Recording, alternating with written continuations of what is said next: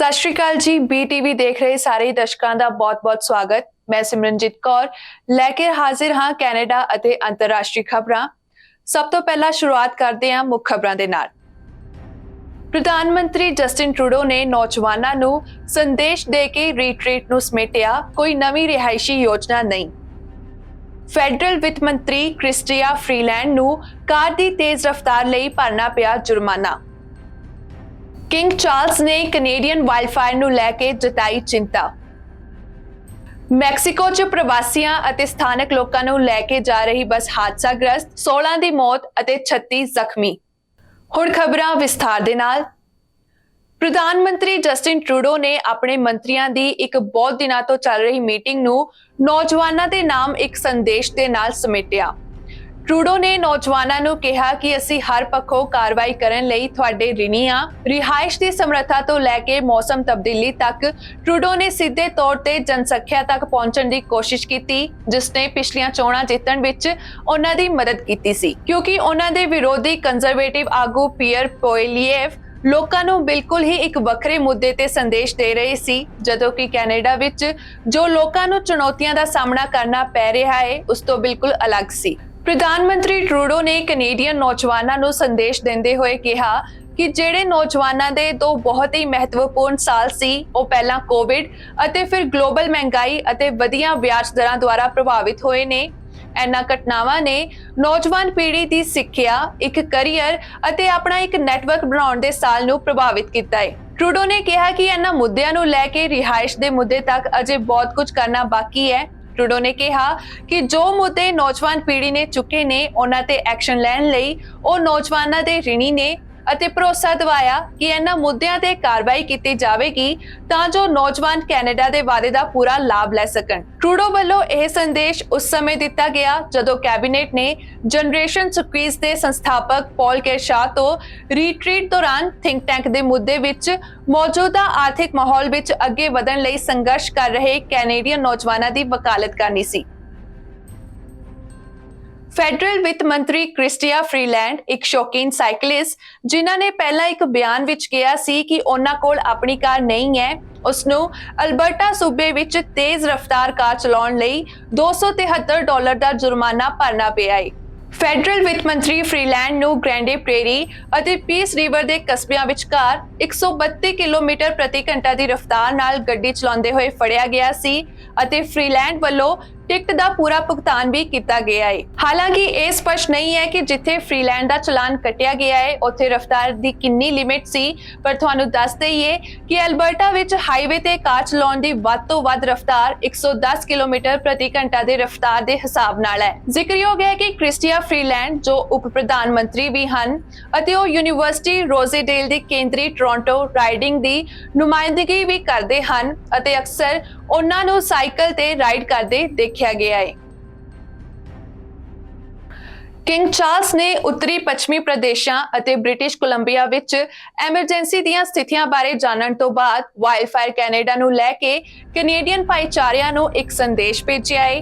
King Charles ਨੇ ਆਪਣੇ ਇੱਕ ਬਿਆਨ ਵਿੱਚ ਕਿਹਾ ਕਿ ਮੈਂ ਅਤੇ ਮੇਰੀ ਪਤਨੀ ਨਾਰਥ ਵੈਸਟ ਟੈਰੀਟਰੀਜ਼ ਅਤੇ ਬ੍ਰਿਟਿਸ਼ ਕੋਲੰਬੀਆ ਵਿੱਚ ਵਾਈਲਡਫਾਇਰ ਕਰਕੇ ਘੋਸ਼ਿਤ ਕੀਤੀ ਗਈ ਐਮਰਜੈਂਸੀ ਦੇ ਹਾਲਾਤਾਂ ਬਾਰੇ ਜਾਣ ਕੇ ਬਹੁਤ ਚਿੰਤਾ ਵਿੱਚ ਹਨ। ਜ਼ਿਕਰਯੋਗ ਹੈ ਕਿ ਹਫ਼ਤਾ ਪਹਿਲਾਂ ਨਾਰਥ ਵੈਸਟ ਟੈਰੀਟਰੀਜ਼ ਦੀ ਸਰਕਾਰ ਨੇ ਭਿਆਨਕ ਵਾਈਲਡਫਾਇਰ ਕਰਕੇ ਐਮਰਜੈਂਸੀ ਦੀ ਸਥਿਤੀ ਦਾ ਐਲਾਨ ਕੀਤਾ ਸੀ, ਜਿਸ ਕਰਕੇ ਯੈਲੋਨਾਈਫ ਅਤੇ ਹੋਰ ਭਾਈਚਾਰਿਆਂ ਤੋਂ 20,000 ਤੋਂ ਵੱਧ ਲੋਕਾਂ ਨੂੰ ਆਪਣੇ ਘਰ ਛੱਡ ਕੇ ਜਾਣ ਲਈ ਮਜਬੂਰ ਹੋਣਾ ਪਿਆ। ਤੁਹਾਨੂੰ ਦੱਸ ਦਈਏ ਕਿ ਪਿਛਲੇ ਸਾਲ ਉਸ ਸਮੇਂ ਦੇ ਪ੍ਰਿੰਸ ਚਾਰਲਸ ਅਤੇ ਡਚੈਸ ਆਫ ਕੌਰਨਵਾਲ ਕੈਮਿਲਾ ਨੇ ਕੈਨੇਡਾ ਦੇ ਆਪਣੇ 3 ਦਿਨਾਂ ਦੌਰੇ ਦੌਰਾਨ ਯੈਲੋਨਾਈਫ ਦਾ ਦੌਰਾ ਕੀਤਾ ਸੀ, ਜਿੱਥੇ ਚਾਰਲਸ ਨੇ ਮੌਸਮ ਤਬਦੀਲੀ ਦੇ ਸਵਦੇਸ਼ੀ ਅਗਵਾਈ ਦੇ ਹੱਲਾਂ ਬਾਰੇ ਚਰਚਾ ਕਰਨ ਅਤੇ ਉੱਥੋਂ ਦੇ ਰਹਿਣ ਵਾਲੇ ਇੰਡੀਜੀਨੀਅਸ ਲੋਕਾਂ ਲਈ ਫਸਟ ਨੇਸ਼ਨਸ ਦੇ ਮੁਖੀਆਂ ਨਾਲ ਮੁਲਾਕਾਤ ਕੀਤੀ ਸੀ, ਜਿਸ ਨੂੰ ਯਾਦ ਕਰਦੇ ਹੋਏ ਪ੍ਰਿੰਸ ਚਾਰਲਸ ਨੇ ਕਿਹਾ ਕਿ ਅਸੀਂ ਪਿਛਲੇ ਸਾਲ ਯੈਲੋਨਾਈਫ ਅਤੇ ਨਾਰਥ ਵੈਸਟ ਟੈਰੀਟਰੀਜ਼ ਦੀ ਸਾਡੀ ਫੇਰੀ ਨੂੰ ਬੜੇ ਪਿਆਰ ਨਾਲ ਯਾਦ ਕਰਦੇ ਹਾਂ। ਉਹਨਾਂ ਨੇ ਕਿਹਾ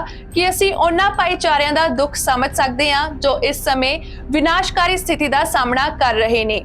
ਇਸ ਦੇ ਨਾਲ ਹੀ ਕਿੰਗ ਚਾਰਲਸ ਨੇ ਆਪਣੇ ਬਿਆਨ ਵਿੱਚ ਉਹਨਾਂ ਲੋਕਾਂ ਲਈ ਡੂੰਘੀ ਸੰਵੇਦਨਾ ਵੀ ਸਾਂਝੀ ਕੀਤੀ ਹੈ ਜਿਨ੍ਹਾਂ ਨੇ ਆਪਣੇ ਕਰੀਬੀਆਂ ਨੂੰ ਗੁਆ ਦਿੱਤਾ ਹੈ ਅਤੇ ਕਿਹਾ ਕਿ ਮੇਰੀਆਂ ਅਰਦਾਸਾਂ ਉਹਨਾਂ ਹਜ਼ਾਰਾਂ ਲੋਕਾਂ ਦੇ ਨਾਲ ਹਨ ਜਿਨ੍ਹਾਂ ਨੂੰ ਇਸ ਸਥਿਤੀ ਵਿੱਚ ਆਪਣੇ ਘਰ ਤੋਂ ਬੇਘਰ ਹੋਣਾ ਪਿਆ ਹੈ।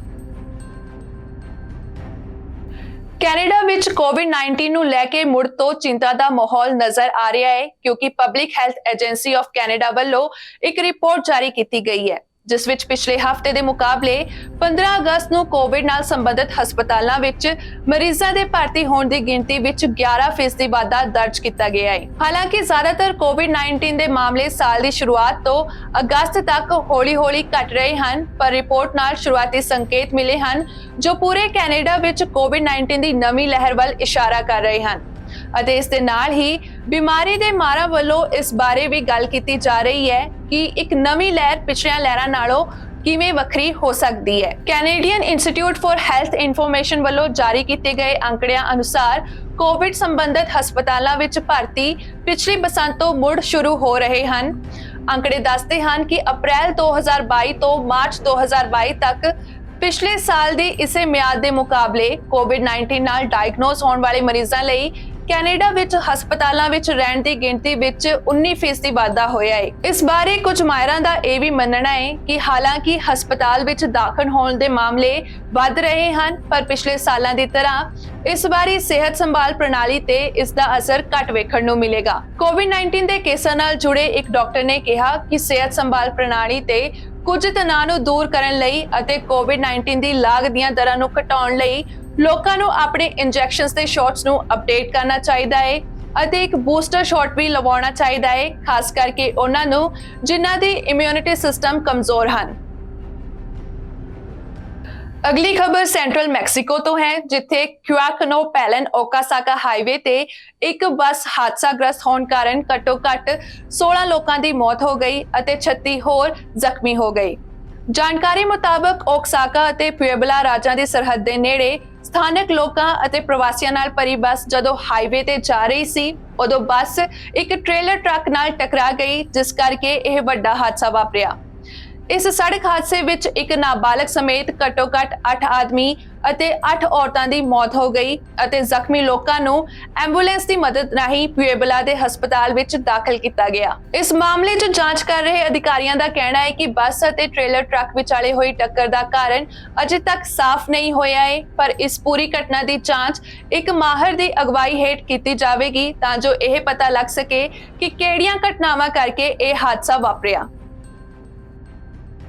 ਰੂਸ ਦੇ ਨਾਰਥ ਵੈਸਟ ਮਾਸਕੋ 'ਚ ਪਲੇਨ ਕ੍ਰੈਸ਼ ਹੋਣ ਦੀ ਖਬਰ ਸਾਹਮਣੇ ਆਈ ਹੈ, ਜਿਸ ਵਿੱਚ ਵੈਗਨਰ ਦੇ ਮੁਖੀ ਯੇਵਗੇਨੀ ਪ੍ਰਿਗੋਜ਼ਿਨ ਸਵਾਰ ਸੀ। ਇਹ ਜਾਣਕਾਰੀ ਰੂਸੀ ਫੈਡਰਲ 에ਅਰ ਟਰਾਂਸਪੋਰਟ ਏਜੰਸੀ ਵੱਲੋਂ ਮੁਹੱਈਆ ਕਰਵਾਈ ਗਈ ਹੈ। ਰਸ਼ੀਅਨ ਮਰਸੀਨਰੀ ਗਰੁੱਪ ਵੈਗਨਰ ਦੇ ਮੁਖੀ ਯੇਵਗੇਨੀ ਪ੍ਰਿਗੋਜ਼ਿਨ ਨੇ ਜੂਨ ਵਿੱਚ ਰੂਸ ਦੀ ਫੌਜੀ ਲੀਡਰਸ਼ਿਪ ਖਿਲਾਫ ਥੋੜੇ ਸਮੇਂ ਲਈ ਬਗਾਵਤ ਕੀਤੀ ਸੀ। ਫੈਡਰਲ 에ਅਰ ਟਰਾਂਸਪੋਰਟ ਏਜੰਸੀ ਨੇ ਇੱਕ ਬਿਆਨ ਵਿੱਚ ਕਿਹਾ ਕਿ ਐਮਬ੍ਰੀਅਰ ਜਹਾਜ਼ ਦੇ ਹਾਦਸੇ ਦੀ ਜਾਂਚ ਸ਼ੁਰੂ ਕਰ ਦਿੱਤੀ ਗਈ ਹੈ, ਜੋ ਟਵਰ ਖੇਤਰ ਵਿੱਚ ਵਾਪਰਿਆ ਸੀ ਅਤੇ ਇਸ ਦੇ ਨਾਲ ਹੀ ਇਹ ਵੀ ਕਿਹਾ ਕਿ ਯਾਤਰੀਆਂ ਦੀ ਸੂਚੀ ਵਿੱਚ ਯੇਵਗੇਨੀ ਪ੍ਰਿਗੋਜ਼ਿਨ ਦਾ ਨਾਮ ਅਤੇ ਉਪਨਾਮ ਸ਼ਾਮਲ ਹੈ।